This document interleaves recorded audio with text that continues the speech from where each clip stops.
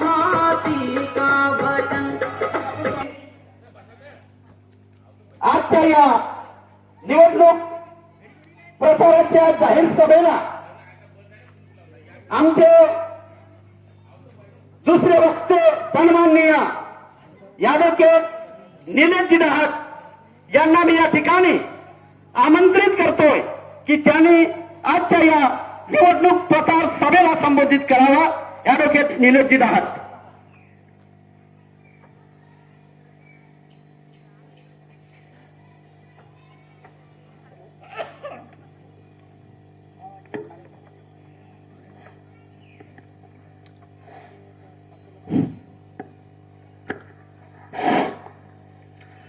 आज भंडारा में बहुजन समाज पार्टी के हमारे अधिकृत उम्मीदवार बालकदास जी गजभिये इनके प्रचारार्थ आयोजित प्रचार सभा में मैं आपके सामने उपस्थित हुआ हूं. इस चुनाव के संदर्भ में और बहुजन समाज पार्टी के संदर्भ में अपने विचार रखने के पहले मैं सबसे पहले उन सभी संत गुरु और महापुरुषों को विनम्र अभिवादन करना चाहता हूं जिन संत गुरु और महापुरुषों ने स्वतंत्र, समता, बंधुत्व और न्याय पर आधारित बहुजन समाज के आंदोलन को अपने अपने समय पर प्रगति के पथ पर लेके जाने का महान कार्य किया. उनमें छत्रपति शिवाजी महाराज, छत्रपति शाहूजी महाराज, राष्ट्रपिता महात्मा ज्योतिराव फुले, क्रांति ज्योति सावित्रीबाई फुले, नारायण गुरु, पेरियार रामास्वामी नायकर, डॉक्टर बाबा साहब अंबेडकर और मान्यवर श्री काशीराम जी. साथियों, हम सब जानते हैं कि वर्तमान में महाराष्ट्र में विधानसभा की इलेक्शन होने जा रहे हैं और इस उपलक्ष्य में हमारे बहुजन समाज पार्टी, जो कि एक राष्ट्रीय स्तर की पार्टी है, उनके तरफ से हमने भंडारा विधानसभा क्षेत्र से, भंडारा पवनी विधानसभा क्षेत्र से श्री बालकदास जी गजभिये इनको अपना अधिकृत उम्मीदवार घोषित किया है. साथियों, मैं आपका समय ज्यादा लेना नहीं चाहता. मैं कुछ महत्वपूर्ण बातें अपने इस प्रचार सभा के दौरान अपने मतदाता भाई और बहनों के सामने रखने की पूरी कोशिश करूंगा. सबसे पहले हमको ये समझना है, क्योंकि ये प्रचार सभा भंडारा में तो है, लेकिन भंडारा के खास एरिया में है जिसको हम आंबेडकरवाद के नाम से जानते हैं.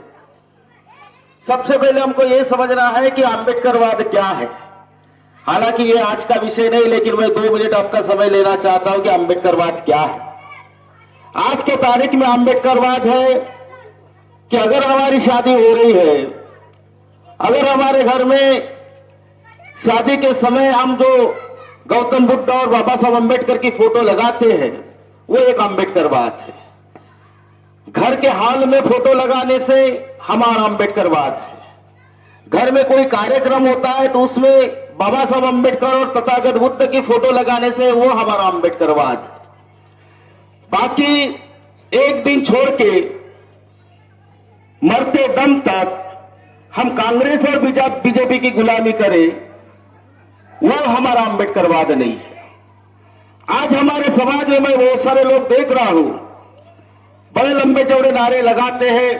पर्टिकुलरली मैं जो अपने आप को मतलब बाबा साहब अंबेडकर के विरासत के लोग मानते हैं, मैं पर्टिकुलरली उन लोगों को कहना चाहता हूं, क्योंकि मैं भंडारा में जब से आया हूं मैंने देखा है कि 14 अप्रैल की जब रैली निकलती है तो लगभग ऐसा लगता है कि पूरा भंडारा जाम हो जाता है. लेकिन बात जब चुनाव की आती है, बात जब राजनीतिक आंदोलन की आती है, बात जब असली आंबेडकरवाद की आती है, तब हमारे लोग कहीं ना कहीं संकोच में पड़ जाते हैं. साथियों, अगर हम बाबा साहब अंबेडकर का इतिहास जानते हैं और बाबा साहब अम्बेडकर के इतिहास से कुछ हम सीख लेना चाहते हैं तो हमको ये समझ लेना चाहिए कि बाबा साहब अम्बेडकर का सामाजिक आंदोलन, बाबा साहब अम्बेडकर का राजनीतिक आंदोलन, बाबा साहब अम्बेडकर का सांस्कृतिक बदलाव का आंदोलन, ये भारत के इतिहास में मील का पत्थर है। और बाबा साहब अम्बेडकर ने जिस प्रकार का राजनीतिक आंदोलन भारत में चलाया है, उससे हमको सबक लेना होगा। क्या सबक लेना होगा? मैंने एक बात देखी है कि अगर कोई एससी, मैं अभी फिलहाल एससी के ऊपर कॉन्सेंट्रेट कर रहा हूं, कि अगर कोई एससी कैटेगरी का व्यक्ति बीजेपी के लिए काम करे तो उसको कम से कम समाज का दुश्मन घोषित किया जाता है। लेकिन वही अगर कांग्रेस के लिए काम करे तो उसको समाज का दुश्मन घोषित करने की परंपरा नहीं है। वो अगर शिवसेना के लिए काम करे तो समाज का दुश्मन घोषित किया जाता है। वही अगर राष्ट्रवादी कांग्रेस पार्टी के लिए काम करे तो समाज का दुश्मन नहीं है। मैं ऐसा बोलता हूं कि यह हमारा सिलेक्टेड अप्रोच क्यों है? यह हमारा सिलेक्टेड अप्रोच है। हम कांग्रेस को एक्स्ट्रा एडवांटेज क्यों देना चाहते हैं? मुझे यह समझ में नहीं आया। आपके इतिहास में मैं नहीं जानता कि आपने किस आथर का इतिहास पढ़ा है, लेकिन मैंने जितना इतिहास पढ़ा है उस इतिहास के आधार पर मैं इतना कहना चाहता हूं कि भारत के इतिहास में, भारत के राजनीतिक इतिहास का संदर्भ अगर हम लेकर चले तो कांग्रेस और बीजेपी में कोई अंतर नहीं है। भारत में और विशेषतः पोस्ट मॉडर्न इंडिया में अगर कांग्रेस और बीजेपी के अंदर अगर अंतर करने का अगर किसी ने प्रयास किया है तो यही बाबा साहब अम्बेडकर के फॉलोअर जो लोग हैं इन्होंने किया है। मैं भी बाबा साहब अम्बेडकर का फॉलोअर हूं और जितना मैंने इतिहास पढ़ा, मैं नहीं मानता कि बीजेपी और कांग्रेस में कोई फर्क है। फर्क इतना ही है कि मेडिकल साइंस में ऐसा बोला जाता है कि जब हम ऑपरेशन करते, सर्जरी करते हैं, तो जो ऑपरेशन करते वक्त जो डॉक्टर होता है वो एनेस्थीसिया का इंजेक्शन लगाता है, ज्यादा आपण सुंगीचा इंजेक्शन म्हणतो, और वो इंजेक्शन लगा के सर्जरी करता है। कांग्रेस हमारे देश में इसी प्रकार का एनेस्थीसिया का इंजेक्शन लगाकर हमारी सर्जरी करते हैं, सिर्फ उससे हमको एहसास नहीं चलता। बीजेपी बिना एनेस्थीसिया से सर्जरी करते हैं जिसका हमको एहसास चल जाता है। प्रियंका सहारे ने एक ओबीसी की जनगणना का एक मुद्दा छेड़ा था, वो हमको कम से कम कांग्रेस और बीजेपी की नीयत और उनकी नीति को समझने के लिए पर्याप्त है। भारत में 1931 में लास्ट में ओबीसी की जनगणना हुई थी। 1941 में जब सेकंड वर्ल्ड वॉर चल रहा था उसकी वजह से नहीं हो पाई, लेकिन जब भारत आजाद हुआ तो भारत की पहले आजाद भारत की जनगणना 1951 में हुई। तब भारत के प्रधानमंत्री पंडित नेहरू थे कांग्रेस पार्टी के से, लेकिन उन्होंने नहीं किया। 1961 में भी नेहरू प्रधानमंत्री थे, कांग्रेस के थे, फिर भी नहीं किया। 1971 और 81 में उनकी बेटी इंदिरा गांधी भारत की प्रधानमंत्री थी, कांग्रेस की थी, उन्होंने भी जनगणना नहीं किया। 1991 में पीवी नरसिम्हा राव भारत के प्रधानमंत्री थे, वो भी कांग्रेस के थे, उन्होंने भी जनगणना नहीं करवाया।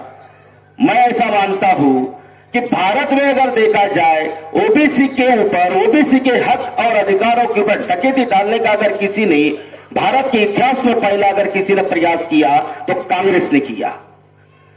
और जब 2001 में अटल बिहारी की सरकार बनी तो उन्होंने भी नहीं किया। चल हम मानते हैं कि बीजेपी वाले वैसे भी संविधान और आरक्षण के दुश्मन है, हम मान भी लेते, तो कांग्रेस वाले तो कम से कम रखवाले हैं, उन्होंने तो करना चाहिए था। फिर से मौका आया 2011 में। 2011 में राहुल गांधी अब बच्चा नहीं था, कम से कम वो जवान हो चुका था, लोकसभा का मेंबर था, और राहुल गांधी को समझ रहा था कि भारत में ओबीसी की जनगणना करना कितना अत्यंत आवश्यक है, क्योंकि सुप्रीम कोर्ट ने तब तक बहुत सारे निर्णय में अपने इस बात को रखा था।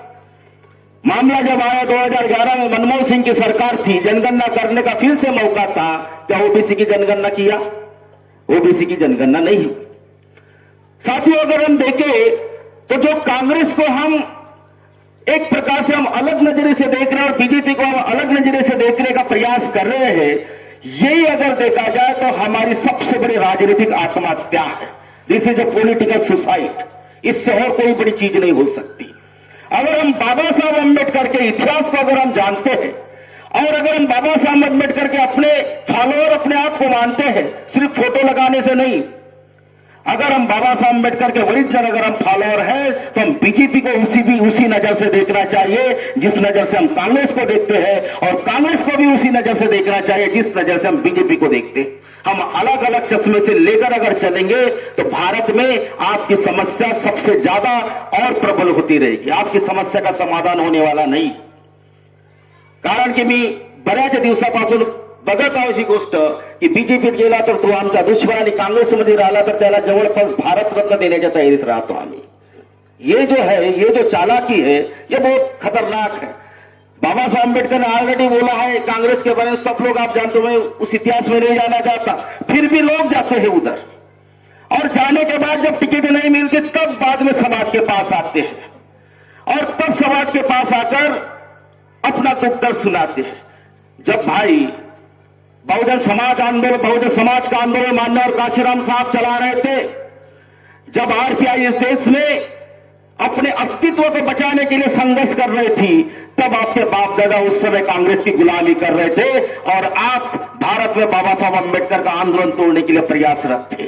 तब उस समय आपके बाप दादा कहां थे? तुम्ही समजू शकता माझ्या भावाला, भंडारा विधानसभा क्षेत्रामध्ये सध्या परिस्थिती चालू आहे की तिकीट नहीं मिली, अब कांग्रेस हमारी दुश्मन है। तिकीट देती तो कांग्रेस अच्छी है, तिकीट दिला असता तर मला असं वाटतं एटलीस्ट नोबेल प्राइज भेटलेलाच असता कांग्रेसला। ये जो है ये खतरनाक चीज है। दूसरी जो सबसे महत्वपूर्ण बात कि एससी के लिए भी और समझने के लिए अगर हम देखें संदर्भ बहुत सारे, सुप्रीम कोर्ट का निर्णय आया 1 अगस्त को, और सुप्रीम कोर्ट के निर्णय में उपवर्गीकरण की बात को रखा गया। 5 जजों का निर्णय है, उसमें एक जज जो है हमारे आमचे म्हणण्यापेक्षा तर म्हणायचे नाही म्हणायचे हा एक थोडासा विवादित प्रश्न है, परंतु ते समोरच्या ओर से अपने मुख्य न्यायाधीश बनदार है, उन्होंने तो अपने जजमेंट में क्रिमिनल की बात कर दी, और इस प्रकार के एससी के आरक्षण को और एसटी के आरक्षण को भारत के इतिहास में पहली बार तोड़ने का प्रयास किया जा रहा है। अब 2024 में जब लोकसभा चुनाव हो रहे थे तो भारत में कांग्रेस के लोगों ने नारा दिया था कि भारत में संविधान और आरक्षण खतरे में है। बीजेपी ने नारा दिया था कि धर्म खतरे में है। बीजेपी ओबीसी के घरों में जाते बोलते धर्म खतरे में है, और कांग्रेस के लोग एससी एसटी के घरों में आते और बोलते हैं आरक्षण और संविधान खतरे में है। अब अगर आरक्षण और संविधान खतरे में है, अगर ये मान भी लिया जाए, अगर ये मान भी लिया जाए कि आरक्षण और संविधान खतरे में है, तो 1 अगस्त को जब निर्णय आया सुप्रीम कोर्ट का, जिसने भारत के इतिहास में पहली बार एससी एसटी के आरक्षण के ऊपर डकैती डालने का प्रयास किया है, उस आरक्षण के दिए हुए फैसले पर कांग्रेस के किसी भी नेता ने, इंक्लूडिंग राहुल गांधी, सोनिया गांधी, मल्लिकार्जुन खड़गे, इन्होंने एक शब्द भी अपने मुंह से नहीं बोला। 21 अगस्त को भारत बंद रखने का पूरा आयोजन और पूरे भारत में इस निर्णय के खिलाफ में प्रबल आंदोलन करने का पूरा कार्यक्रम बहुजन समाज पार्टी ने पूरे राष्ट्रीय स्तर पर किया, कांग्रेस ने नहीं किया। मैं ये झूठा इतिहास नहीं बताऊं, ये अभी पिछले महीने का इतिहास है, आप पढ़ सकते हो। कांग्रेस ने कोई एक शब्द भी नहीं बोला। और सबसे महत्वपूर्ण बात कि वर्तमान में कांग्रेस के अध्यक्ष मल्लिकार्जुन खड़गे जो खुद अपने आप को एससी होने का दावा जताते हैं, और मल्लिकार्जुन खड़गे जिस राज्य से आते हैं, कर्नाटक स्टेट से आते हैं, उस कर्नाटक स्टेट में खुद कांग्रेस की सरकार ने भारत में पहली बार उस सुप्रीम कोर्ट के निर्णय को लागू करने का काम कांग्रेस की सरकार ने कर्नाटक में किया। कितने कम से कम जो अपने आप को बुद्धिस्ट मानते हैं, यानी जे म्हणतात कांग्रेस चांगली आहे, कांग्रेस चांगली आहे, त्यांनी म्हणायला पाहिजे होता, लेकिन कर्नाटक की सरकार ने लागू किया। इसका अर्थ यह है कि आरक्षण संविधान खतरे में है या नहीं है, ये बात का, ये चर्चा का विषय है, लेकिन कम से कम उन्होंने, अगर सुप्रीम कोर्ट का निर्णय आया है तो कम से कम एक शब्द तो बोलना चाहिए था उसके विरोध में, लेकिन कांग्रेस चुप रही। इससे साबित होता है कि कांग्रेस अगर देखा जाए तो एससी एसटी ही नहीं बल्कि बहुजन कंसेप्ट के खिलाफ में, लेकिन फिर भी हम उस चीज को मानने को तैयार नहीं है, यह अलग बात है। और यही हमारा पॉलिटिकल सुसाइड है। बाबा साहब अम्बेडकर बार बार चेतावनी देते हैं, बाबा साहब अम्बेडकर बार बार चेतावनी देते हैं, फिर भी हमारे लोग जो बाबा साहब अम्बेडकर से भी ज्यादा विद्वान है, उस चेतावनी को हटकर, चेतावनी से इतर जाकर कांग्रेस को अपने गले में लटकाते हैं। और जब जब भी उन्होंने कांग्रेस को अपने गले में लटकाया है, तब तब अगर देखा जाए तो भारत में सबसे ज्यादा अगर सत्यानाश किसी का हुआ है तो एससी के लोगों का हुआ है। अगर आप इतिहास को पढ़ लो तो एससी का सबसे ज्यादा सत्यानाश हुआ है। आरपीआई की मूवमेंट कांग्रेस ने खत्म किया महाराष्ट्र में। इसके अलावा अगर देखा जाए तो भारत में महात्मा ज्योतिराव फुले की महाराष्ट्र में जो मूवमेंट चल रही थी, उसको भी खत्म करने का सबसे बड़ा काम कांग्रेस ने किया है।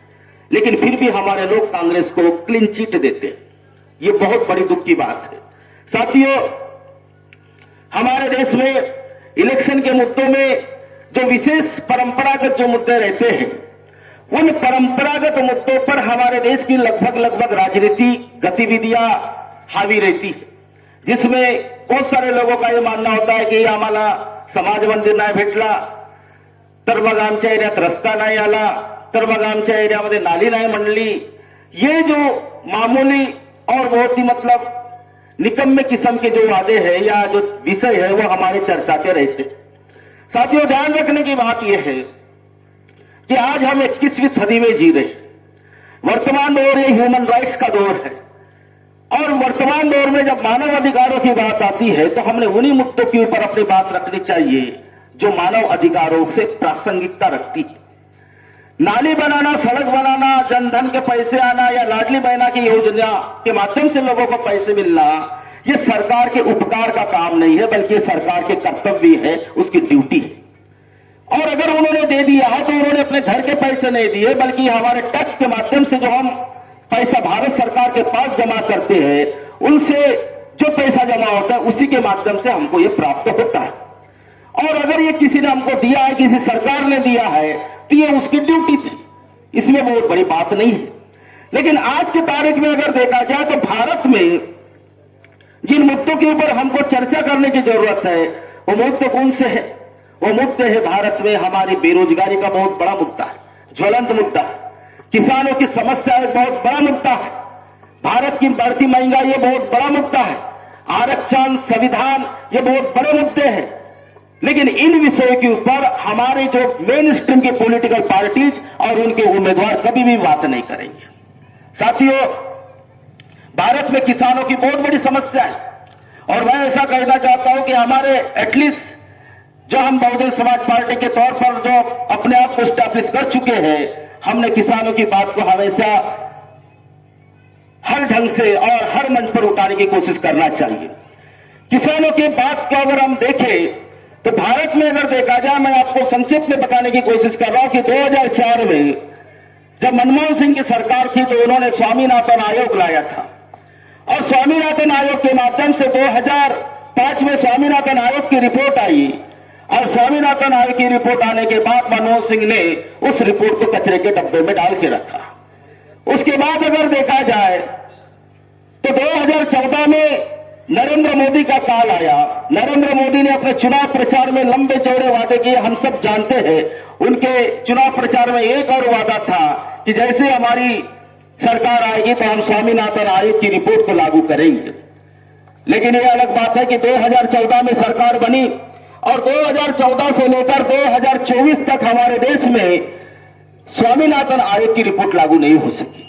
और स्वामीनाथन आयोग की रिपोर्ट लागू ना होने की वजह से भारत में बड़े पैमाने पर अगर देखा जाए तो किसानों की जो समस्या है वो आज भी जस की तस बनी हुई है।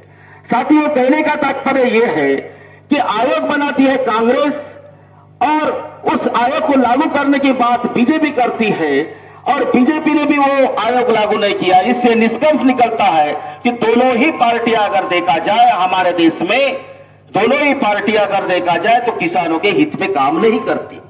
साथियों, अंत में मैं यही कहना चाहूंगा कि बहुजन समाज पार्टी अगर देखा जाए तो बहुजन समाज पार्टी कोई राजनीतिक सिर्फ काम नहीं करती। मैं अगर जितना मैंने समझ सका बहुजन समाज पार्टी और अन्य राजनीतिक पार्टियों को, तो बहुजन समाज पार्टी केवल राजनीतिक काम नहीं करती, बल्कि बहुजन समाज पार्टी भारत में एक सामाजिक आंदोलन चलाती है। हमारे लिए सामाजिक आंदोलन, सामाजिक क्रांति सबसे ज्यादा महत्वपूर्ण है।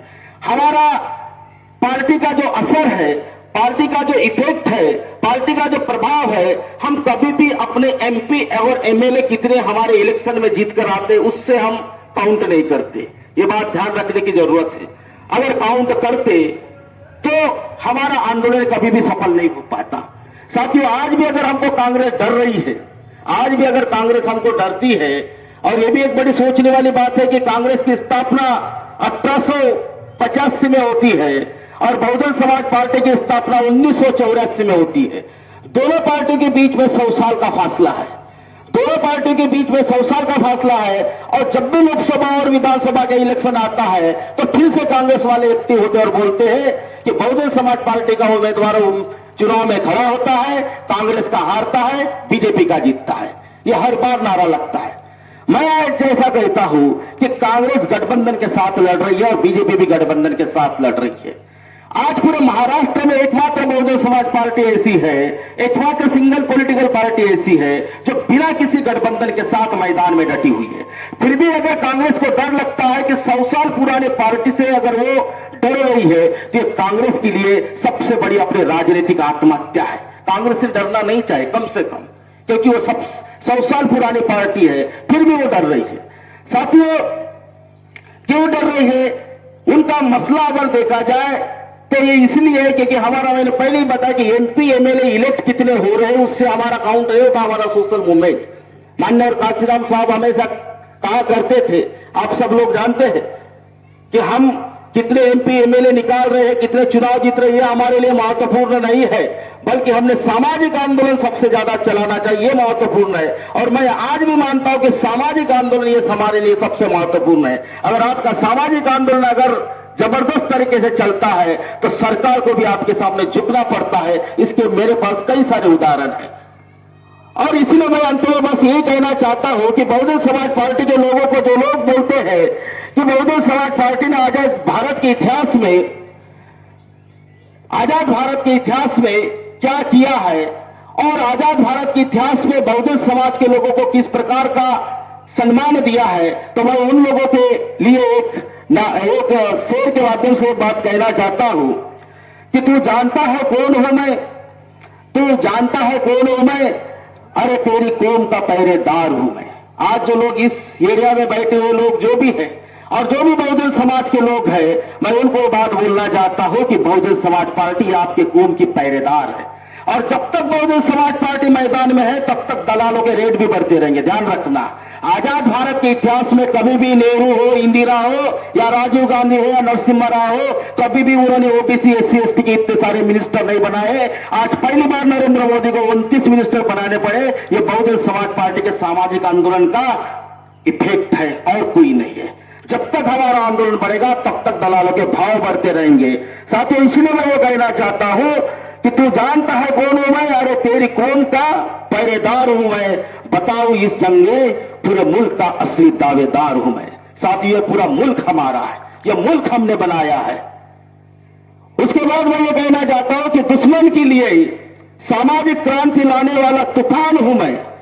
साथियों, हम सामाजिक क्रांति की बात करते हैं, हमारा आंदोलन केवल राजनीतिक मामला नहीं है। राजनीति आते हम करते, लेकिन हमारा काम मेन जो है वह है हमारा सामाजिक आंदोलन।